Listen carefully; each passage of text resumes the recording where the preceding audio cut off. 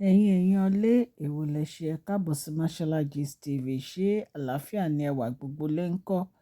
Gist tẹ̀ni bí a ṣe gbọ́ ò wọ́n ní Olori Tobi. Wọ́n ní ó sọ fún kábíyèsí wípé òun ti lose iṣẹ́ òun for some time ní ìsìn. Wípé inú ń dẹ̀dùn tí kábíyèsí bẹ̀rẹ̀ sí dá oil and gas sílẹ̀ so that òun náà lè benefit nínú ẹ̀.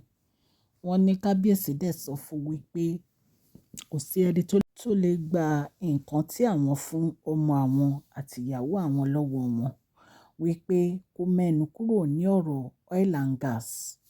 Èèyàn lé gist tá a gbọ́ nìyẹn. Ẹ jẹ́ ká jọ wọ inú gist yìí. Mashola Gist TV ń kí yín. Mashola Gist TV ń kí yín. Adúpẹ́ atọ́pẹ́dá.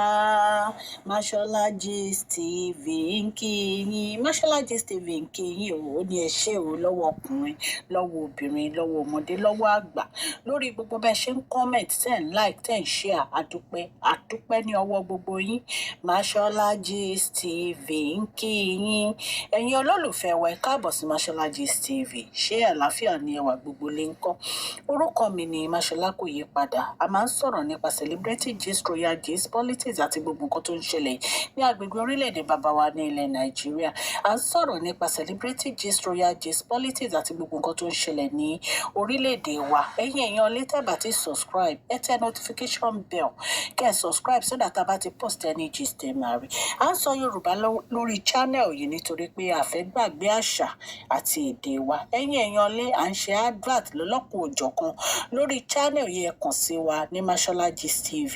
Ọlọ́run Elédùmarè á bá mi gọ́wọ́ yín sókè o. Ọlọ́run Elédùmarè á bá mi ran gbogbo yín lọ́wọ́ o. Òkè òkè ni ọlá yín á máa lọ o. Ọlá yín ò ní lọ ìsàlẹ̀ láéláé. Ẹ̀yin èèyàn lè ṣe mọ̀ pé ọ̀rọ̀ yìí ó ti kọ́kọ́ jáde lẹ́nu sísítà wọn ní àǹtí Olori Tobi. Wọ́n náà ti sọ̀rọ̀ yìí rí tán lọ bá kábíyèsí nínú palace. Allegedly bá ṣe gbọ́ òótọ́ ní kábíyèsí tí wọ́n dá ọ̀rọ̀ yẹn mọ́ wọn lẹ́nu wípé kọ́ má ever mẹ́nu lọ sí ibẹ̀ mọ́, wípé Queen Naomi àti Princess Deola àwọn ni wọ́n mójútó oil and gas, wípé Tadé ní káwò náà dẹ̀ ní ìpín nínú oil and gas yẹn. Ṣó ti yé yín? Ṣùgbọ́n bí a ṣe rí ọ̀rọ̀ yìí, torí táwa bá ti gbọ́ nǹkan wa máa torchlight sí ni. Wọ́n ti kọ́kọ́ sọ lẹ́lẹ́kìnní. Ẹlẹ́ẹ̀kejì tá a máa gbọ́ tí ọ̀rọ̀ yìí máa jáde lẹ́nu Olori Tobi nìyí. Kò séèyàn kankan tó ń disrespect èèyàn kankan, ṣùgbọ́n nǹkan tá a bá gbọ́ a máa torchlight sí. Nǹkan tá a bá dẹ̀ torchlight sí tó bá jẹ́ ká sọ̀rọ̀ sẹ́ni yẹn, a máa sọ̀rọ̀ sẹ́ni yẹn.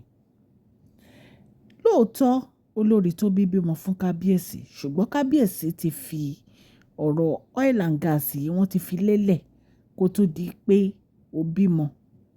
Nǹkan tí kábíyèsí dẹ̀ ti ṣe kò sẹ́dá kan tó lè yí padà o, because wọ́n ní pé ọ̀rọ̀ ò kí ń jáde lẹ́nu ọba kó tó padà. Àṣẹ ti gùn nìyẹn. So right now Olori Tobi òun sọ̀rọ̀ pé o need láti mọ̀ bóyá kábíyèsí máa fún ẹ nínú oil and gas. Àwa ò lè dáhùn. Ṣùgbọ́n nǹkan tí àwa feel pé ó yẹ kó focus lé lórí ní ìsìn òun ni ọmọ tó ṣẹ̀ṣẹ̀ bí. Àwọn ọmọ yìí ò tí pé 3 months náà. Kábíyèsí tó ra ilé 400 million fún ẹ bí a ṣe gbọ́. Ilé 250 million wọ́n fi 150 million renovate. Àbí 400 million.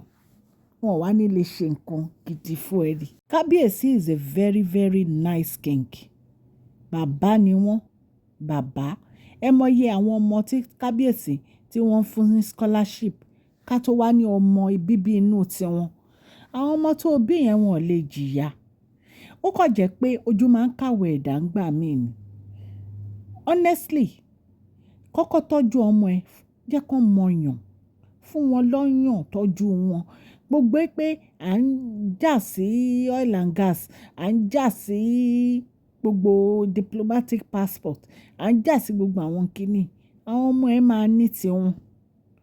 kábíyèsí ò kàn ní lajú sílẹ̀ kó má tèkè àwọn ọmọ wọn. Mo mọ irú èèyàn tí kábíyèsí jẹ́ pẹ̀lú nǹkan kékeré èyí tó jẹ́ pé a ti fojú wa rí lórí social media tó ń ṣe fáwọn èèyàn.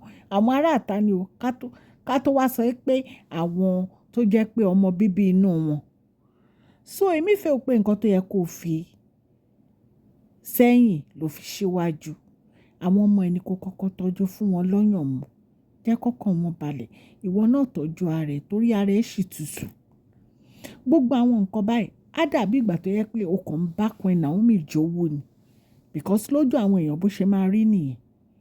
Ipe akílódé tó jẹ́ pé gbogbo àwọn nǹkan tí Queen Naomi ti ní.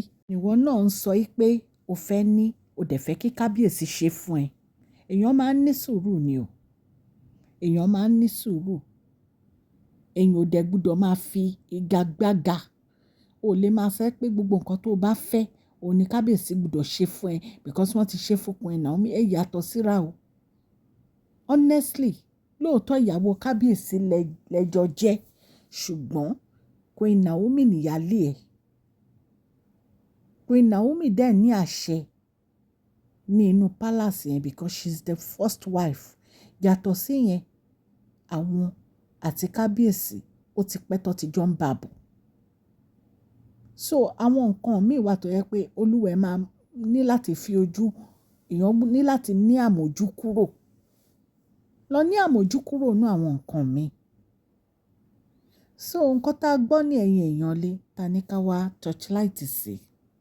Ẹ̀yin èèyàn bí mo dẹ̀ ṣe ń sọ nǹkan tá a gbọ́ lórí social media la wá torchlight alleged ni o.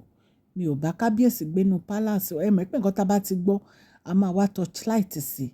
So ẹ̀yin èèyàn lé, bí a ṣe gbọ́ nìyẹn o. Tán ní Olori Tobi ní pé òun nídìí láti ní share nínú oil and gas. So nǹkan tá a gbọ́ tí kábíyèsí sọ ni pé enough is enough o. Kàn stay away kúrò ní gbogbo nǹkan tó bá ti jẹ́ tọmọ àwọn àti ti Queen Naomi. Kàn má bá Queen Naomi àti Tadenikawo, kàn má bá wọn jà sí nǹkan tí àwọn ti fún wọn. Kàn má bá wọn jà sí mọ́. Nǹkan tá a gbọ́ tán ní kábíyèsí sọ nìyẹn. So ṣùgbọ́n tá a bá tún gbọ́ update lórí ẹ̀, a máa jẹ́ kẹ́ ẹ gbọ́. Mo dúpẹ́ lórí gbogbo ẹ̀yin tẹ́ ń subscribe, tẹ́ ń like, tẹ́ ń share videos mi. Ọlọ́run aláàánú, ọba aláàánú á wà pẹ̀lú gbogbo yín o. Ní agbára Ọlọ́run òkè òkè ni ọlá yín á máa lọ o. Ọlá yín ò ní lọ ìsàlẹ̀ láéláé. Please share this video, like and subscribe. God bless you all.